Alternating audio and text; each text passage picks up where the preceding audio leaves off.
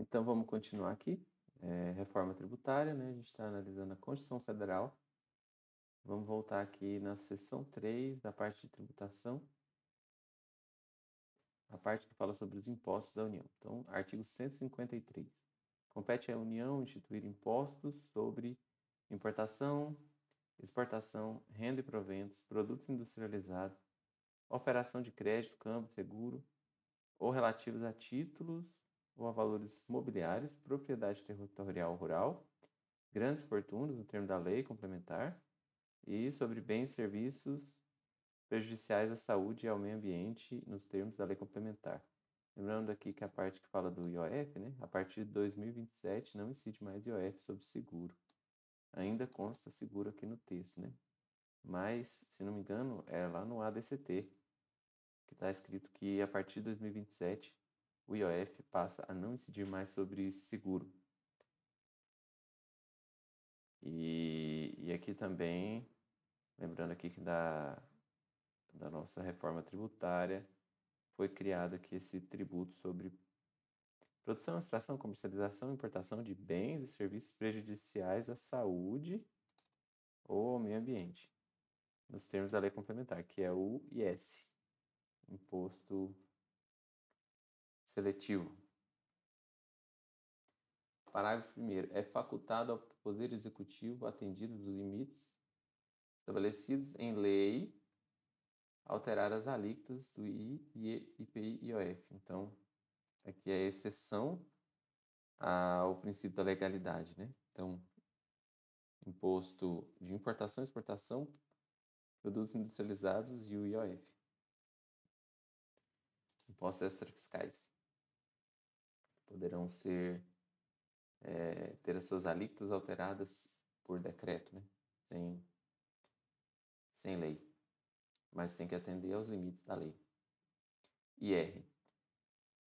Será informado pelos critérios de generalidade, universalidade e progressividade na forma da lei. Então, para todo mundo, para todos os tributos e rendas, ou para todas as rendas e proventos, né, de qualquer natureza, e sendo progressivo, né? Quem ganha mais paga a alíquota maior. O IPI será seletivo. Então, ele será seletivo em função da essencialidade do produto. Quer dizer, produtos essenciais teriam a alíquota menor. Então, isso aqui é um mandamento para o IPI. No caso do ICMS, lá na frente, ele pode ser seletivo, né? Não é uma obrigatoriedade. E será não cumulativo, compensando-se o que for devido em cada operação com o montante cobrado nas anteriores. Não incidirá sobre produtos industrializados destinados ao exterior, então, imunidade para exportação. Terá reduzido seu impacto sobre a aquisição de bens de capital na forma da lei. Ok. Bens de capital. Bens de capital são máquinas, né, equipamentos para você comprar para sua indústria. Então deveria ser reduzido o impacto, né? Deveria pagar imposto zero, na minha opinião. Máquinas, equipamentos para poder importar coisas de ponta para nossas indústrias. Mas, bom, pelo menos por causa do IPI, está escrito aqui que tem que ser reduzido o impacto sobre a aquisição de bens de capital. Ok. Então, vencido o IPI, vamos falar do ITR, que é o imposto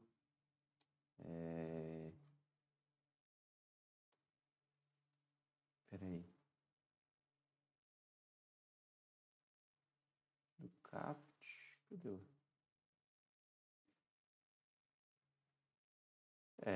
Imposto sobre Propriedade Territorial Rural. ITR, Imposto Territorial Rural. Ok, ele será progressivo, ou seja, também terá alíquotas. Interessante, não lembrava disso, hein? Será progressivo, então.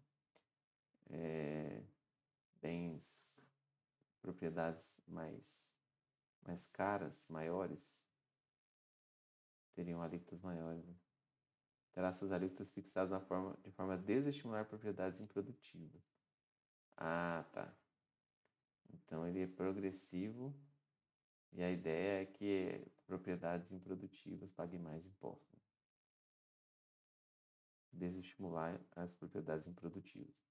Não incidirá sobre pequenas glebas rurais definidas em lei quando as explore o proprietário que não possua outro imóvel. Isso aqui é uma imunidade, né? Então, quando é pequenas glebas rurais, vai ter uma lei, não sei qual é essa lei, que define o que são essas pequenas glebas rurais, não sei se você tem, não me lembro se você tem que falar disso. E quando as explore o proprietário que não possua outro imóvel. Então, ele não pode possuir outro imóvel para ter essa imunidade. Mais sobre o ITR. Será fiscalizado e cobrado pelos municípios que assim optarem, na forma da lei, desde que não implique redução do imposto ou qualquer outra forma de renúncia fiscal. Então, isso aqui é uma possibilidade de delegação da capacidade tributária ativa, né?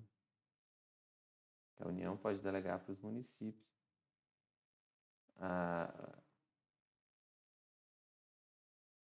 não é a competência para instituir, né? Ó, fiscalização e a cobrança. Mas aí lá no artigo 158, se não me engano, o município vai ficar com 100% da arrecadação quando ele assumir isso aqui. Se ele não assumir, ele fica só com 50%. O ouro. Ouro, quando definido em lei como ativo financeiro ou instrumento cambial, sujeita-se exclusivamente ao IOF. Devido na operação de origem, a alíquota mínima será de 1%, assegurada a transferência dos seguintes termos: 30% para o Estado, Distrito Federal ou território, conforme a origem, e 70% para o município. Então, o ouro. O ouro, ele é uma imunidade por ICMS, né? Quando ele for ativo financeiro ou instrumento cambial. Mas, nesse caso, ele está sujeito ao IOF.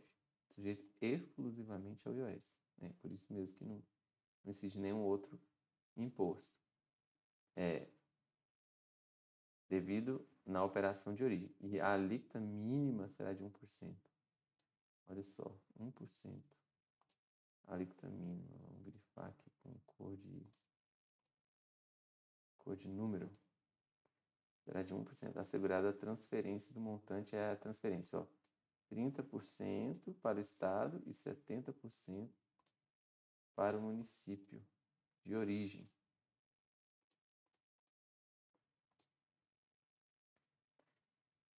Então não fica nada para a União, né? Fica tudo para o Estado e para o município. Então vamos lá, imposto seletivo, né? Reforma tributária aqui, imposto seletivo. Vamos lá, o que fala sobre imposto seletivo? Não incidirá sobre exportações, então mais uma imunidade aqui das exportações, nem sobre operações com energia elétrica e telecomunicação. Então, energia elétrica e telecomunicação não tem imposto seletivo. Incidirá uma única vez sobre o bem ou serviço, não integrará a sua própria base, integrará a base de cálculo do ICMS, ISS, IBS, CBS. Então, ele vai integrar. Poderá ser o mesmo fato gerador e base de cálculo de outros tributos. Poderá ter. Então aqui, o esqueminha do professor Rabelo aqui, ó. Instituído sobre fato gerador de tributo de outro ente federativo. Só para a gente lembrar o que é bitributação e bis in idem, né? Eu sempre lembro de bis. Bis, quando a gente pede bis, quer dizer que a gente pede repetir a mesma coisa, né? Então quer dizer que é o mesmo ente. E quando é bitributação, bi é dois, né? Bi, então são dois entes, é outro ente. Então poderá ter o fato gerador de base de cálculo de outro tributo. Então, no caso de bitributação e bis in idem. Então, beleza. Vamos lá. Terá suas alíquotas fixadas em lei ordinária, podendo ser específicas ou ad valorem. Isso aqui eu vou marcar, não sei se eu não marquei. Na extração, o imposto será cobrado independentemente da destinação à alíquota máxima, caso em que a alíquota máxima considerar 1%. Na extração. Nesse caso, é independente da destinação, ou seja, pode incidir inclusive sobre a exportação. Então, quando tiver extração, isso aqui deve ser para proteger as reservas minerais brasileiras, né? A gente extrai e exporta, né? Deve ser isso. Imagina que seja isso. Então, o que é? Vai incidir imposto seletivo, ó. O imposto seletivo na extração, quer dizer, então vai ter na extração, será cobrado independentemente da destinação, então mesmo que ele vai para o exterior. E a alíquota máxima vai ser 1%. Do que? Do valor de mercado do produto. Valor de mercado. Extração geralmente é commodity, né? Então é o valor de mercado. A União poderá instituir, artigo 154, mediante lei complementar, impostos não previstos, não impostos residuais, né? Que está falando aqui. Impostos não previstos. Desde que sejam não cumulativos, ou seja, tem que ser não cumulativo, e não tenham fato gerador de outros impostos.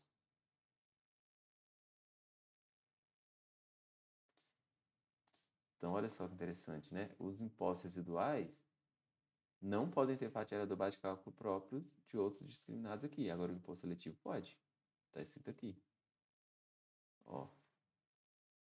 Poderá ter o mesmo fato gerador base de cálculo de outros tributos. Então, o imposto seletivo pode e o imposto residual não pode. E ele tem que ser não cumulativo. Então, o IPI e o imposto residual tem que ser não cumulativo. O IS, ele não interessa, não vai ser não cumulativo porque ele só incide uma única vez. Né? Uma única vez. Inciso 2. A União poderá instituir, na iminência ou no caso de guerra externa, imposto extraordinário. Estou falando de imposto extraordinário. Vamos colocar assim.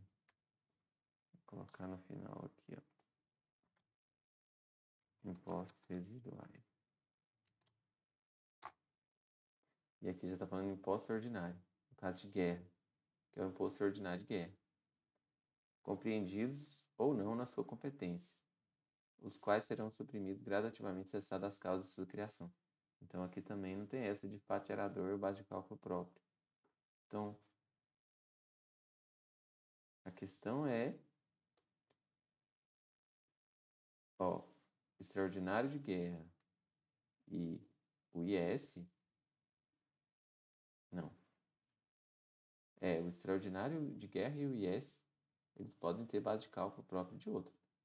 O residual não pode. O residual não pode. Deixa eu ver, já deu 12 minutos. Vamos seguir, né? Vamos seguir. Impostos dos estados, do Distrito Federal e do município. Bem que agora aqui vai ser grande, né? Porque vai falar do IS, BS. Não, beleza. Vamos dar um intervalo aqui e a gente volta no próximo vídeo.